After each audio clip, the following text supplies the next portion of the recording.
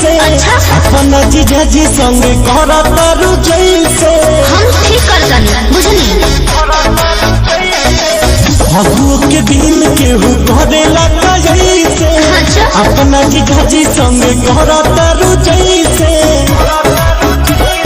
डाले खातिर बैठल बानी काहे डालवा ना हमके बोला के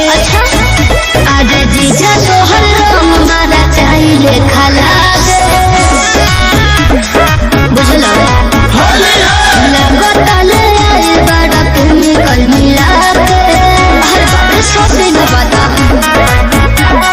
जीजा तोहर रंग मारा चाहिए खाला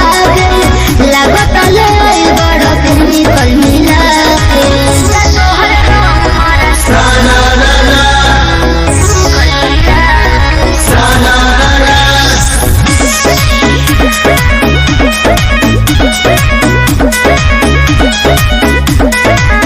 छोड़ा जाए दाय साली खिसियाइल ना जला तारुआतना भाव खाइल ना जला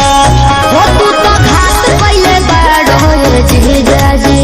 गंदा बात पहले बड़ होए जीजा जी तोहरा के देखल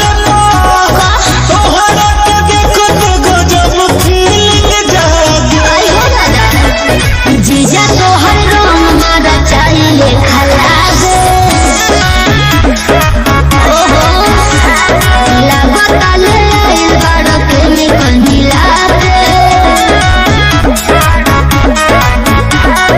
जीजा तोहर रंग मारा चाहिए खलास लगतले आई बड़ केमिकल मिला के जीजा तोहर रंग मारा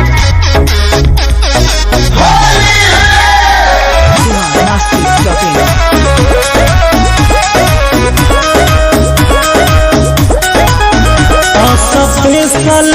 हो बरांड किसान न करी रहुए जाना तनी बाट घोरल हमर रंगरा हो छोड़ी जियान न करी ना छोड़ो लोग से छूटे जीजा जी लहर दहिया में उठे जीजा जी दूरे दूरे भागलूंगा दूरे दूरे भागलूंगा अपना तेरा के सुनिए आज जीजा तोहर रंग मारा चाहिए खलास बुझलो लगतले आई बड़ा केमिकल मिला के हर बात सोचे न बता जीजा तोहर रंग मारा चाहिए खलास लगतले आई बड़ा केमिकल मिला के biharmasti.in